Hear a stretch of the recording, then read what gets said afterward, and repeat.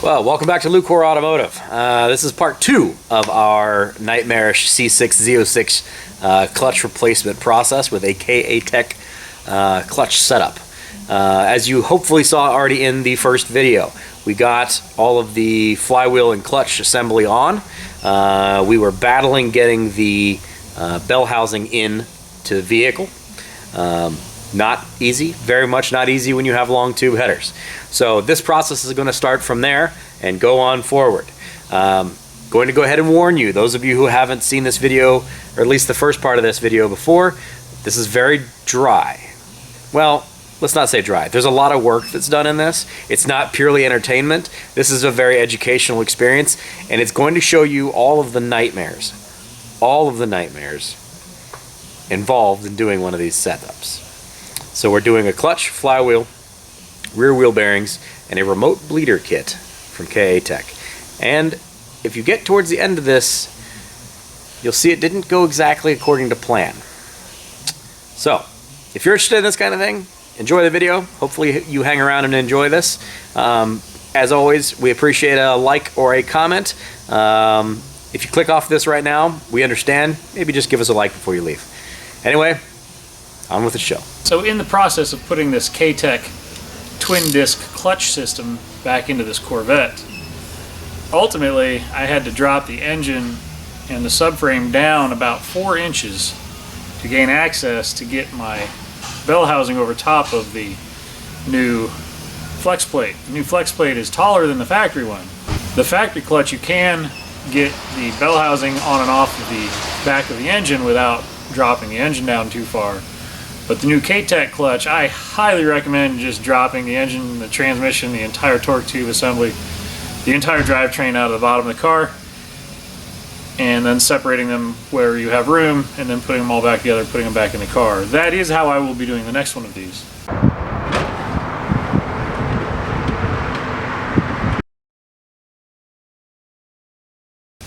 I did, however, use a tool I probably have not used in 10 years, which is a old style swivel socket, because it's the only thing I can use to get onto the bell housing bolts on this with it in the car. So the next time I do a clutch on one of these C6 Corvettes, I will do a full drivetrain drop, separate them on the ground, put them back together. It's just going to be easier. This is a bit of a job. It's nothing we can't handle, but it ended up being a little bit more labor intensive than I expected. But that's working on cars. I gotta get this thing done so I can get this engine bolted back up. Enjoy!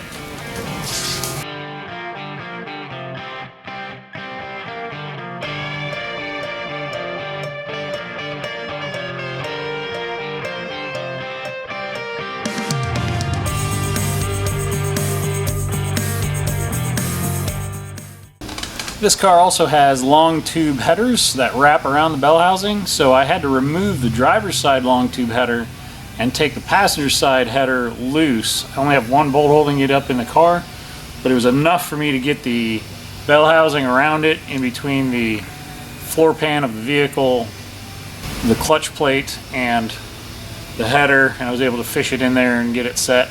I'm tightening up my bell bolts. Once those are done, I will attach my torque tube. Once my torque tube is hooked up, I will get my subframe, my front subframe bolted back into the car so that I can start putting my transmission back in the back end of the vehicle. It's a pretty big project.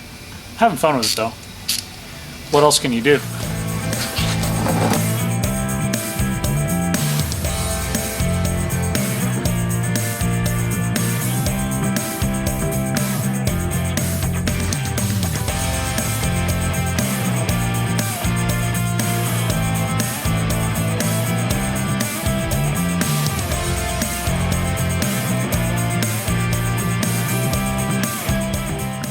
So the new Katech aluminum flywheel is installed and torqued to specification. The clutch plate with the twin discs is also installed and torqued to specification. Now to get the bell housing back onto this engine with the new twin disc clutch, I had to drop the engine with the subframe down about 4 inches, which is about all you can do without taking everything apart. But I managed to sneak the driver's side header off and loosen the passenger side header, drop the engine down. I was able to get the bell housing back in, get my bell bolts in. I went ahead and put my torque tube into place and torqued my bolts for my torque tube.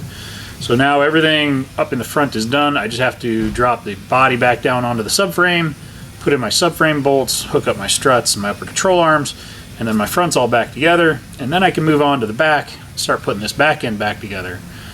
So at least I'm making some progress. It's taking a lot longer than I expected to do this, but that happens when you're installing parts that are not factory installed components. This is a nice upgraded twin disc clutch. It should give great performance on the track, and I'm excited to see what the customer thinks of it when he gets to try this thing after the snow melts. With that, I'm going to get out of here because I have a $10,000 engine sitting on $10 worth of lumber, and quite frankly, it freaks me out. And then I got to figure out how to get that header back in.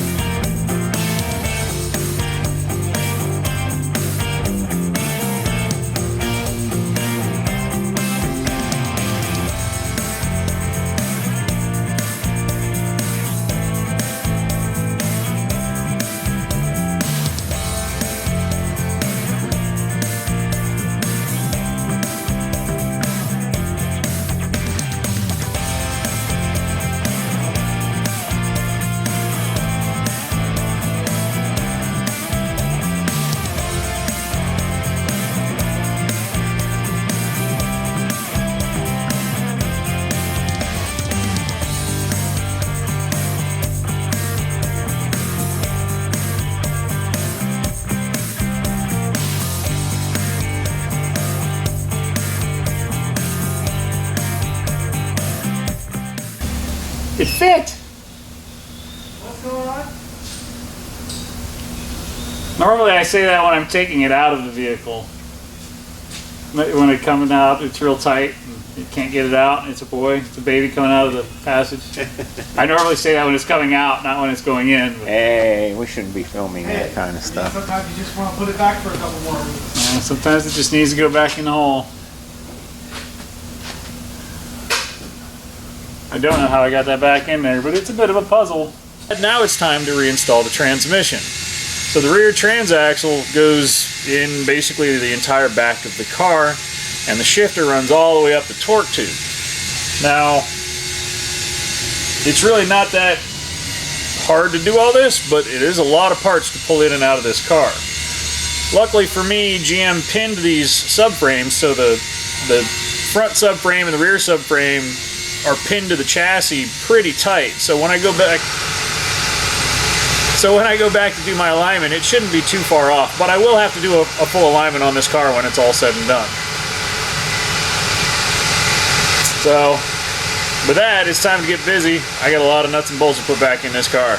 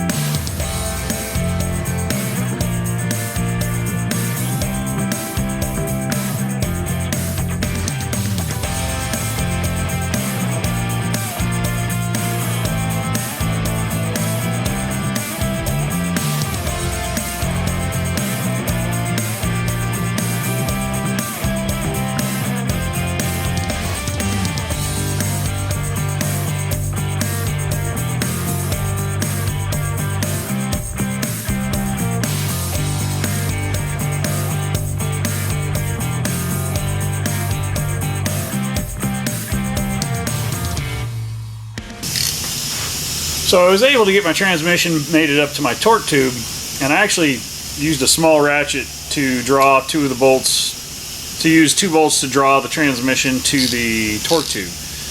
You don't really want to use an impact wrench to draw the bell housing to the engine or to the torque tube because you can't really feel the resistance. With this, I'm barely putting a finger on it and turning the wrench, and it's just walking that transmission right onto the dowels. The transmission case is then made up and everything looks good. I'm happy, and then I can zip the rest of my bell bolts in. But first, before I do that, I have to remember to put my mufflers in, because once this transmission is up in there, you can't put these mufflers in. So I'm going to put my mufflers in and then get this subframe up into the car, get my harness hooked up, and then I can start putting some of this other stuff back together.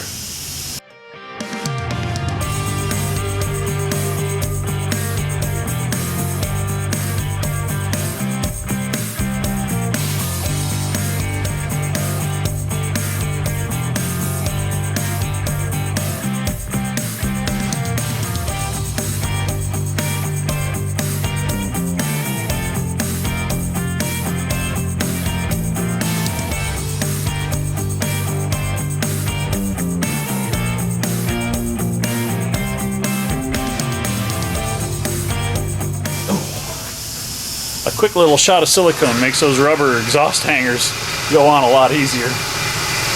Just saying.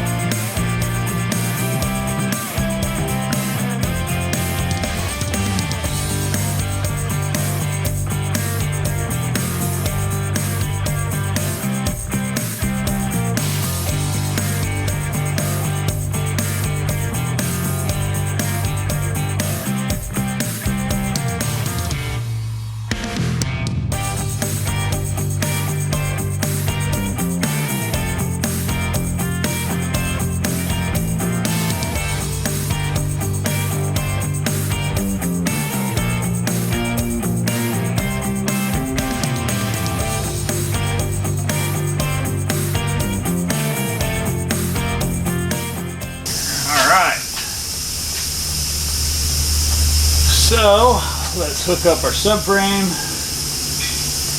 and our brake line that goes to that side. Because the way this thing's set up, the driver's side rear caliper can stay in the car, and the passenger side caliper will end up being disconnected over on this side, and then the brake line and the caliper actually comes down with the subframe.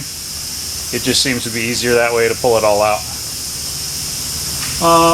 But then I'll have to bleed this corner when I do it, but I'll probably bleed the entire brake system since I had it apart. It's probably due for a brake bleed anyway.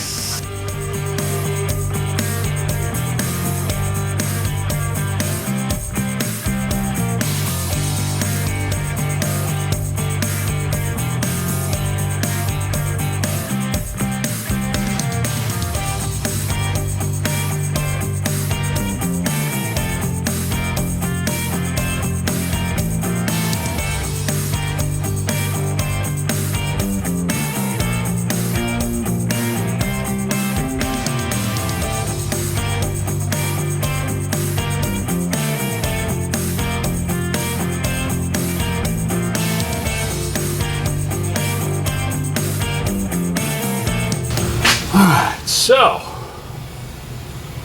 time to tighten up my brake line. Put my strut in, put my upper control arm on.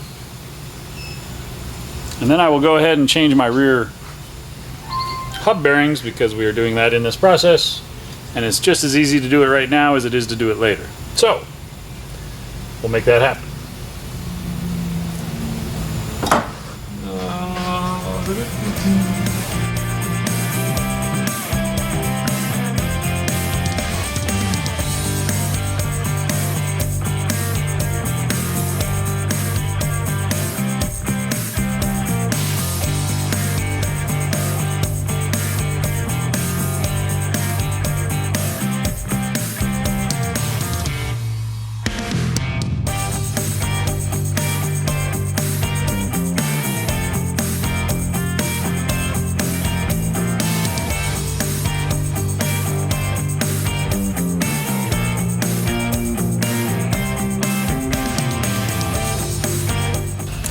While I'm sure there's a reason for the positioning of the bolts on the rear wheel bearings, they put the third bolt right at the bottom and it's blocked by your lower ball joint and ball joint nut. So you have to remove the knuckle to remove your rear wheel bearing.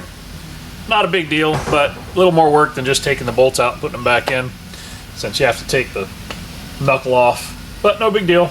Zip out my 3 bolts, pull off my hub bearing, put my new hub bearing back in, and replace the knuckle back onto the car, and then keep moving on. I'm whittling away at this monster. I should be done with it today. Looking forward to getting this one out of the bay and moving on to my next vehicle.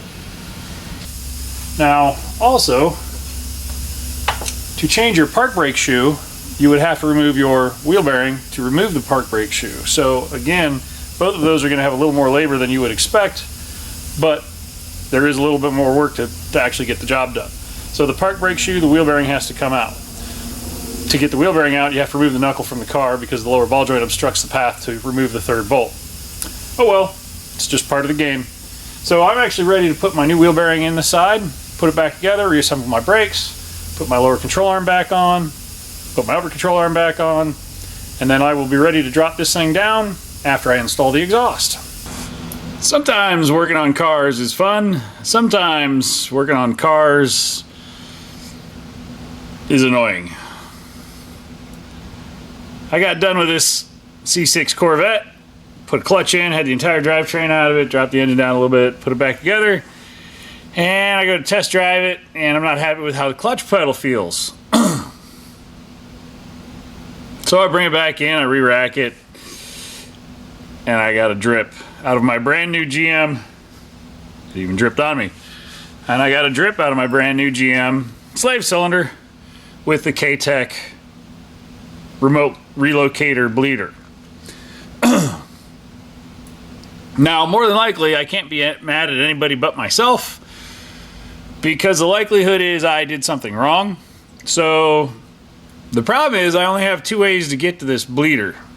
One is to blow this car entirely back apart, which I don't have the gumption to do right now. The other way to get to this bleeder, near as I can tell, is to pull the intake manifold. So if you don't have the remote bleeder installed on your slave cylinder, this is probably how you would have to bleed your clutch. And this is how I'm going to try and do it, because it seems like the most logical way to bleed the clutch, and also it seems like the quickest way for me to get to the bleeder. More than likely I didn't get the bleeder as tight as I needed to, or it's got a burr on it, or I don't know. I know I put it on there, I checked it with my hand and it was tight, but it must not have been tight enough. So what happens is I push my pedal down, I get a good pedal, and I can drive it, but ultimately the pedal feel goes away and I end up with an empty fluid reservoir. So unfortunately I have a little bit more work to do on this car, and it's like an ice cube because it's 17 degrees outside. So I'm going to let this car warm up a little bit, and then we will see if I can resolve my issue without having to take the entire car back apart, because that will be a pain. But it is what it is. It's got to be done. It's so cold. Oh well, it's my fault for hiding the keys.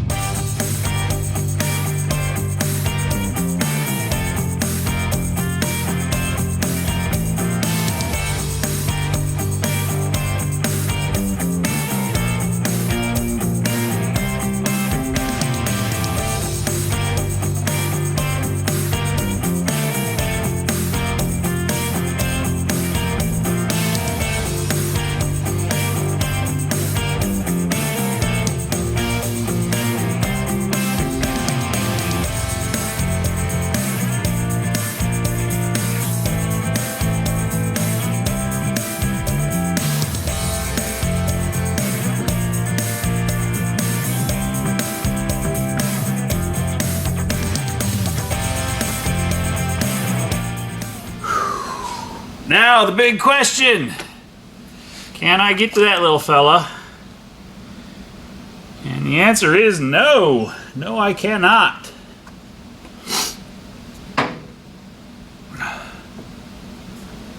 You little bum.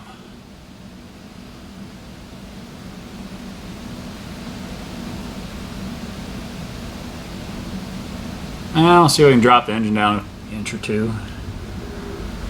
But I'm probably going to have to pull the torque tube back out of this bad boy. Boy, that sucks. Oh well, I'll be a lot better at it the second time, considering I just had this apart 2 days ago. Now I'll know every nut and bolt, where they go, again, and what size they are. I can see it. I can see the little guy.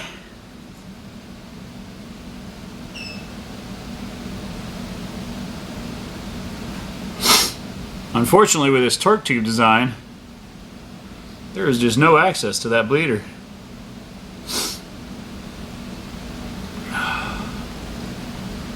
Oh well, at least the intake wasn't too hard to get off so that I could verify that. Even if I drop the engine down, I still have to pull the exhaust and the belly plate out to gain the access to drop it. So I guess I'll get to work on pulling the exhaust back off this car, because one way or another it's got to come apart so it can be fixed.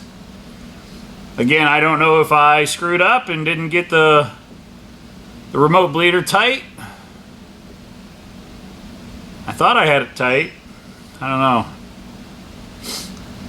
And it was a GM slave cylinder, so I've never had one of those fail out of the box, but there's a first time for everything. That is really tight in there. Alright, well, let's keep moving forward. Oh, my back. Well, much to my chagrin, I get to take this Corvette back apart. Not a big deal, but it's going to take a bit of time. So I'm going to get busy taking some nuts and bolts out of this thing so I can get to my slave cylinder and figure out if I did something wrong or if I got a bad part. Don't know, got to take it apart to figure that out. It is what it is. Got to get to work.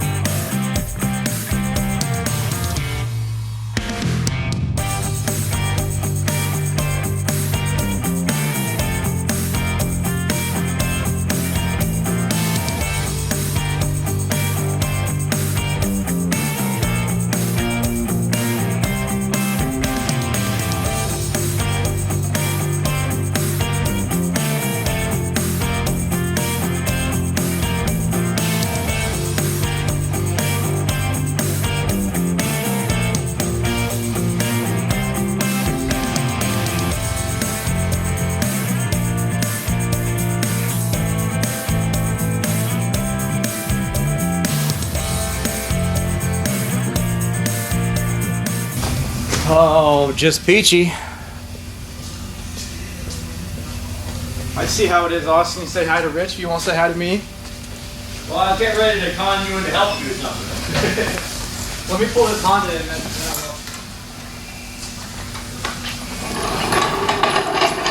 Con you in to help me get this redneck truck off this trailer. Uh-oh. That's scary. Yes, it is. It's not as scary as getting it on there.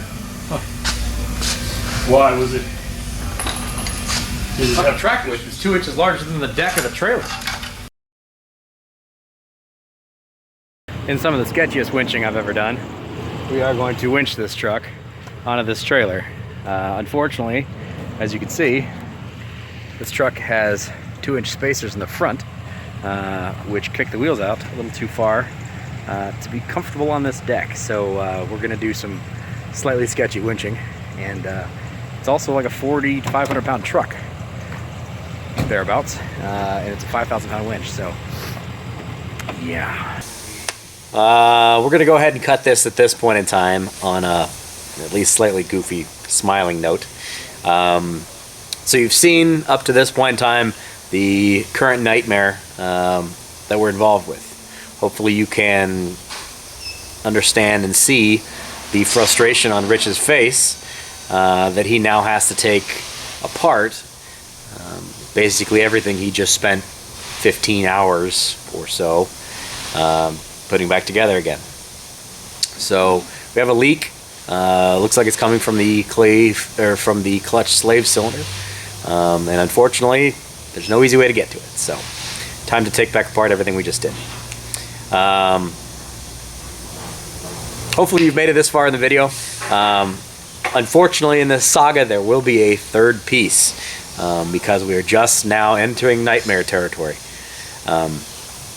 We want to show you guys everything that's involved in this so that you can kind of understand it and make your own decisions on what you decide to do in the future.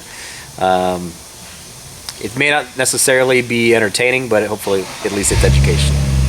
So, with that said, we appreciate you watching. Hopefully you made it this far, and there will be a part 3 coming very shortly. As always, please give us a like. Drop us a comment if you're interested in this project. If you feel our pain, click on that subscribe button. We always appreciate a new subscriber. We'll see you later.